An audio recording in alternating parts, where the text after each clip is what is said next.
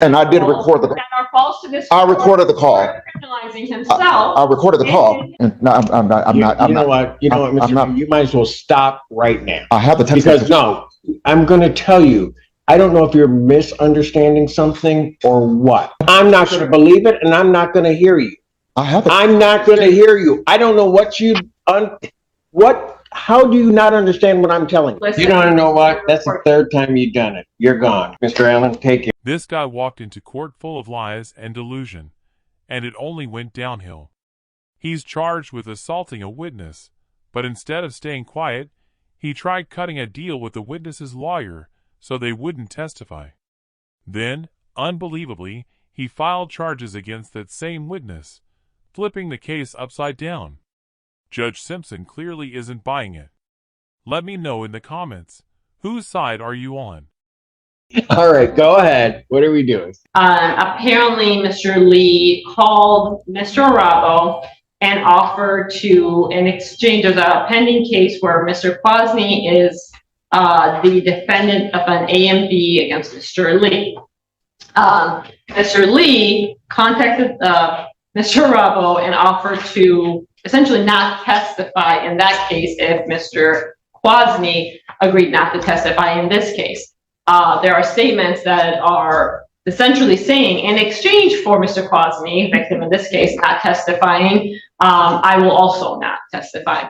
With that said, of course, I think it's appropriate to have an adjournment. Mr. Burgess agrees with that. But does that recording indicate that? Yes, Your Honor.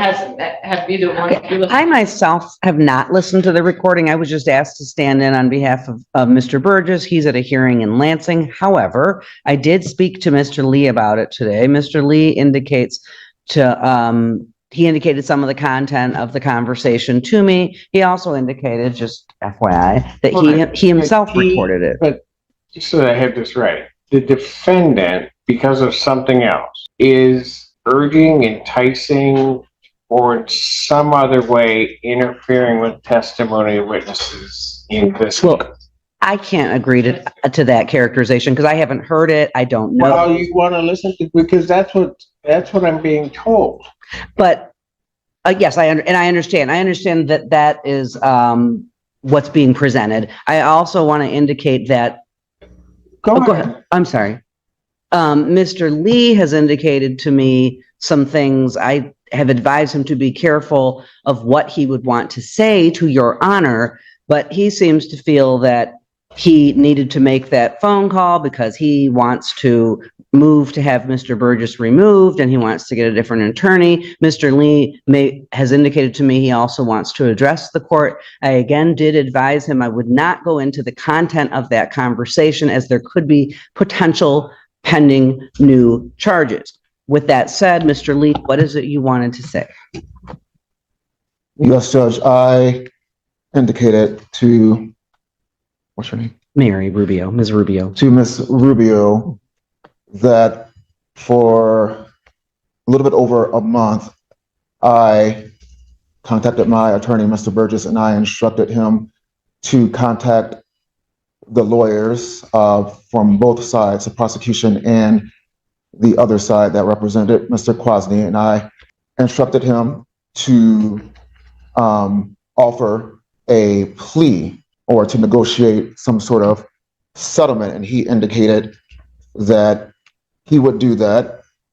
He indicated that he had done that. He indicated that he had reached out to Mr. Arabo and the prosecutor regarding making some sort of plea agreement. Him and I discussed what that could be. And so now, fast forward, yesterday, I contacted Mr. Burgess and I said, hey, have you reached out or have you heard anything from Mr. Arabo and the prosecutor? He said, and he indicated that he had not heard anything and that he had reached out to both attorneys multiple times. I knew that to be a lie. I suspected that to be a lie. And I knew that if I were to have him or to ask you to have him removed or substituted, that I would have to prove under Strickland versus Washington that he... I don't know. Are you a lawyer? I'm Mr. Lee, no. To my knowledge, no. So I knew that I had to prove that he was ineffective. I knew that I had to prove that our breakdown was egregious. So I recorded the call myself, and I called Mr. Arabo and I asked if Mr. Burgess reached out. It's going bad fast. The prosecutor basically told him, "Stop talking," which is code for "you're done." But he didn't stop. Worse, there's video proof of him tampering with a plea. That's like leaving fingerprints at a crime scene. Witness tampering isn't a gray area. It's a felony that can mean years in prison. The only person who thinks he's winning is the defendant. Judge Simpson? Just watching the disaster unfold. And discuss any sort of plea negotiations. Mr. Arabo said, no, sir. He had not had any communications with my attorney. So I confirmed with Mr. Arabo that he had not received any communications about any kind of negotiations with any kind of plea agreements on my behalf. I'm so sorry to interrupt Mr. Lee before he makes more statements. And I did record the call. That are false to this. I recorded the call. Criminalizing himself. I recorded the call. In his best interest, he might want to listen to this call before he makes any further statements. In the call that was sent to us, there is indication there's no discussion of a plea. Not what was sent to me. That was recorded by Mr. Arabo. There's very clear that there will be no testimony in his case if Mr. Consley agrees not to testify in this case. So I have the text messages. Further false statements are made to the court, which is not necessarily a problem for me, but I want to make sure that Mr. Lee's rights are preserved. I have the text messages. I want to listen. You don't know what? That's the third time you've done it. You're gone. Mr. Allen, take him. You better get Mr. Burgess down here because I want to hear those calls because if he's interfered with it, that's going to be a whole other issue. I will try to reach him, but I know he is in Lansing, so I'm not certain. Well, even if he appears, right? Has Mr. Burgess heard the calls?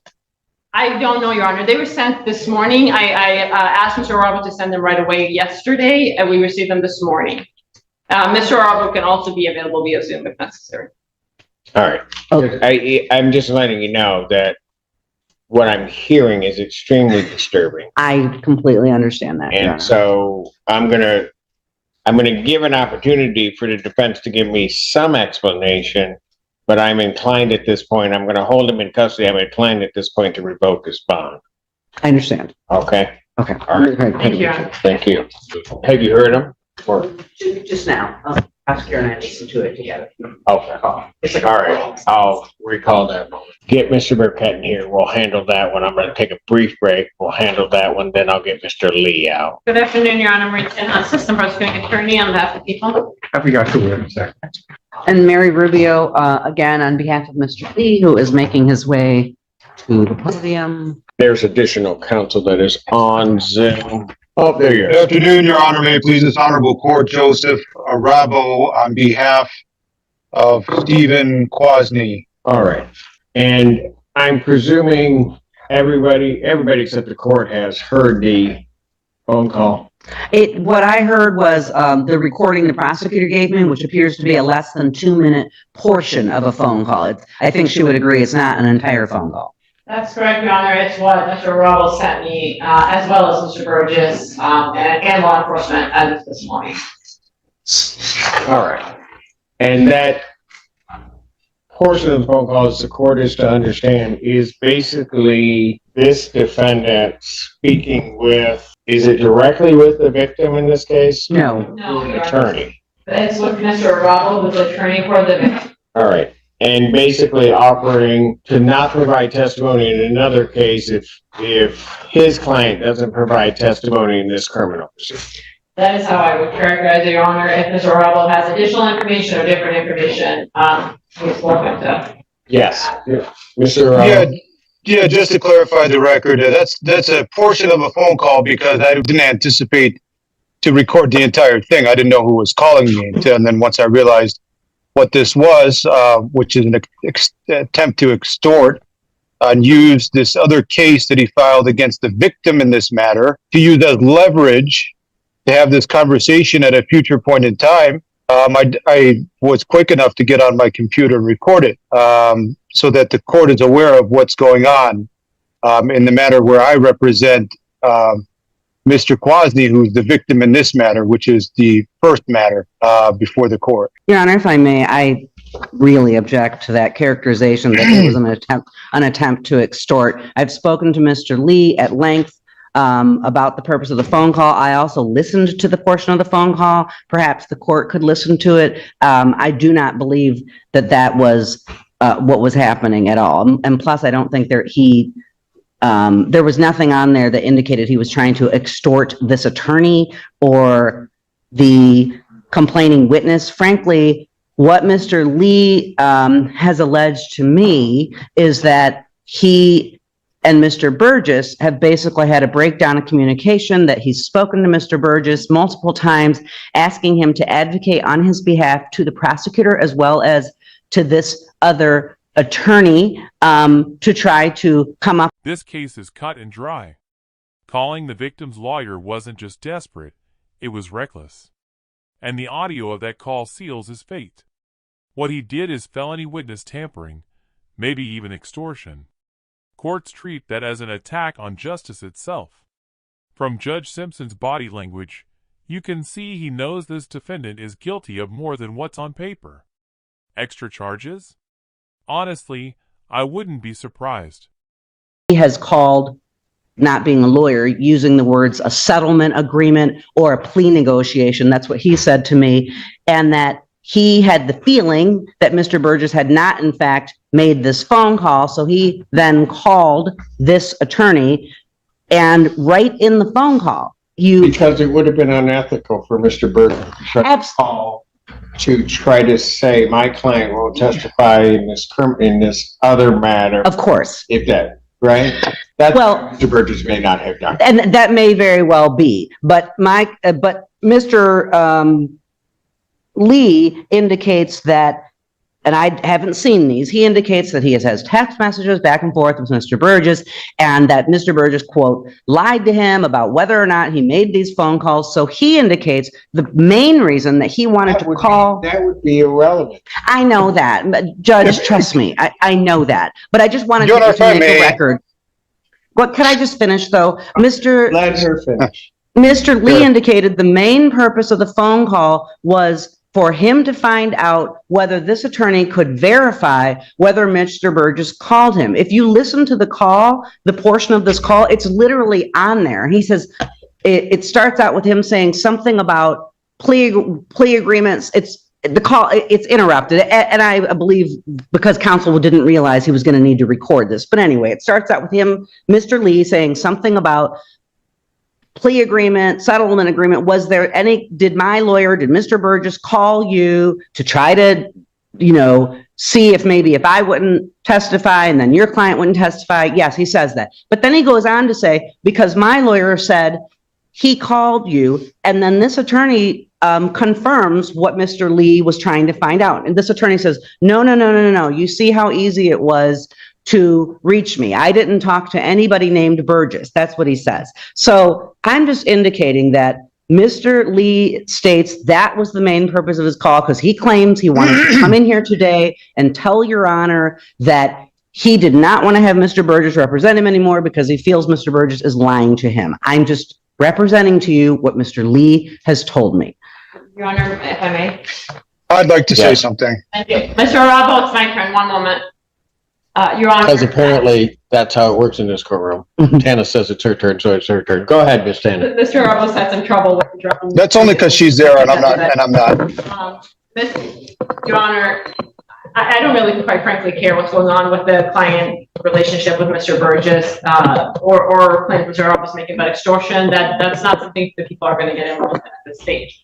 What I'm concerned about is there is a clear difference between a plea negotiation and two witnesses not testifying, one of them being Mr. Lee, the other one being Mr. Quadley, not testifying in exchange for something. And I agree that the court should just listen to the call rather than us going around calling it different things. What's clear to me is that there is an offer to not testify in exchange for Mr. Quadley not testifying in this case before this court.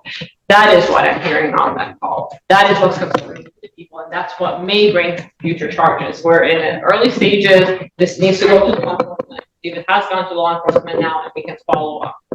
Your Honor, as you know, I'm a defense attorney. I think Ms. Rubio is really grasping at straws here to try to help her client. But here's what it is. It's not a plea. We heard her say plea. A plea means a reduction to something other than what he's being charged with, not a dismissal, which is clearly being indicated in this. Second, what's happened here is you could see clearly there has been a subsequent case filed. I don't know how this slipped between the cracks, because in over 10 years of practicing, I've never seen something like this, where a victim turns into a defendant. What? During a pending case. Never seen anything like this. So Mr. Lee has done this intentionally so that he can one day use it as leverage to contact me or have somebody else contact me or whoever is representing Mr. Kwasny so that he could use it as a negotiation tactic. And what he's engaged in is third-party communication to get through to Mr. Kwasny in violation of his bond. That's number one. He's got a no contact order. Second, this is witness tampering. You don't want to call it extortion. Let's find something else. It is witness tampering. He's trying to tamper with Mr. Kwasny using the leverage that he created. And I don't know how the prosecutor's office allowed this to happen. The defendant claims he was just reaching out to the victim's lawyer. But that's not curiosity. That's interference. Then he filed charges against the victim, trying to flip the case around. Total courtroom chaos. And somehow, the defense acts like it's normal. I've never seen anything like it. One thing's clear, though. The more he talks, the worse it looks. Is he clueless or trying to scheme his way out? Monitoring things properly. But this is what's happened. First ever time I've ever seen anything like this. And it needs to be handled. It needs to be handled. It's going to be handled. Okay. Can we listen to the call? Everybody Yes, listen to it already. Can somebody send it to Ms. Weidling, and I will then be more than happy to listen, or if there's an easier way for me to do it, I'll do it. Let's take the defendant back and court to listen to the call. I can give my decision. You have to go back. To you. Court does recall the case of the People's State of Michigan versus Larry Lee. Good afternoon, Your Honor. Marie Tenhouse, Assistant Prosecuting Attorney on behalf of the people. And Mary Rubio on behalf of Mr. Lee, who is approaching. The issue is in this case that, first of all, we're adjourning the hearing over.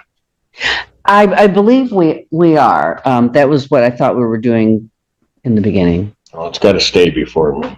I know Mr. Burgess is already going to be here on July 1st. I just wanted to put that out there. Yes, but I'm not on the. Oh. I'm on the bench, but I'm not doing these. Okay. With reference to bond in this case, I've listened to the recording. I'm not going to say there's an over-exaggeration or an under-exaggeration. I mean, I think it's relatively clear when somebody very clearly points out an exchange or quid pro quo regarding me not testifying and this other person not testifying, and that is the exchange. I don't know that you get a clearer indication of somebody that is attempting, and especially when they circumvent their attorney, of somebody trying to sort of tamper with and obstruct a case. It couldn't be clearer. I mean, and quite frankly, I don't think there's any design to necessarily frost it over or anything along those lines. I think the idea or what Mr. Lee is saying about what Mr. Burgess wouldn't do is quite frankly just a ruse to hide his own desire to have the exchange that he was speaking with counsel about. Given that, and the court having heard that, with reference to this case, the defendant's bond is hereby ordered revoked based upon the court's hearing of that bond violation. Your Honor, can I just raise two issues? Before all of this happened, Mr. Lee expressed to me and attempted to express to the court his, as I'm sure the court has gleaned, his displeasure with Mr. Burgess. So I do think there, given some of Mr. Lee's allegations against Mr. Burgess, it may be best if someone else is appointed to the case. I know he doesn't want Mr. Burgess. And that's fine. I don't know whether or not he doesn't want Mr. Burgess or not, because I think, as I'm indicating, I think that notion of Mr. Burgess not doing something and then his checking is simply a ruse for him to try to get the message that I want this quid pro quo, this exchange. And I'm not accusing Mr. Burgess of anything. I'm just trying to represent what Mr. No, Lee has and told me. I understand that. And Mr. Lee I is think about when jumping you- out of his skin trying to talk, just so you know. And so when you talk to Mr. Burgess, if Mr. Burgess, if he believes that that's the appropriate step, he can bring that motion before this court, and the court will hear it in the day that I'm on. Mr. Lee, I will let you talk in a moment, but I'm going to finish this. Revoking your bond because of what is a clear violation of the bond regarding, I think it's an attempt to try to get indirect contact as well as obstruct these proceedings. Because that was accomplished in the manner it was, and I'm not sure that I can trust you with reference to no context and the like, we're at least going to get through this. I am going to, subject to a hearing, defendant's phone privileges for the jail are also revoked. What did you wish to say, sir?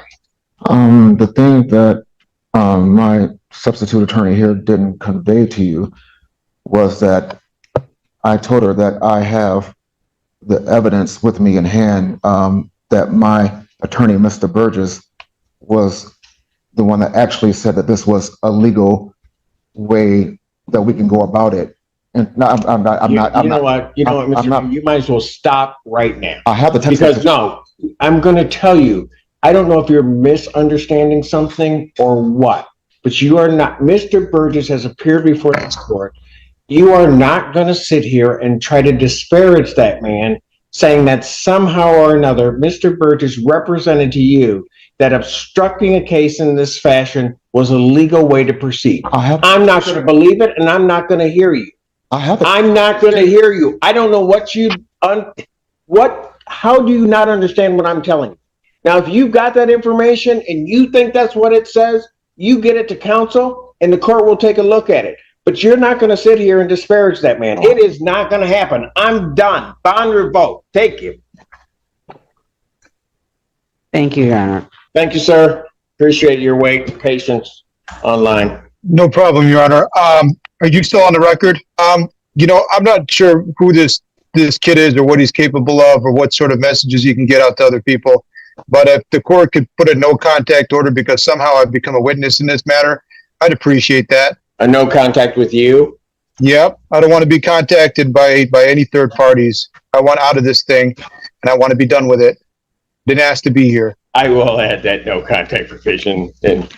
Yeah, one of those, Your Honor. But counsel, why don't you let us know how you really feel? All right. We'll I take think care of that. I think the courtroom's been through enough today. Thank you. Appreciate it. Thank you, sir. At first, I thought maybe it was confusion. But after Judge Simpson's reaction, it's clear this guy crossed the line. Witness tampering is serious. It undermines justice itself. The moment that video played, everything shifted. The defendant looked unstable, reckless, guilty, and with two witnesses against him, the conclusion is obvious. So what do you think? Should Judge Simpson stack more charges, or is he already buried?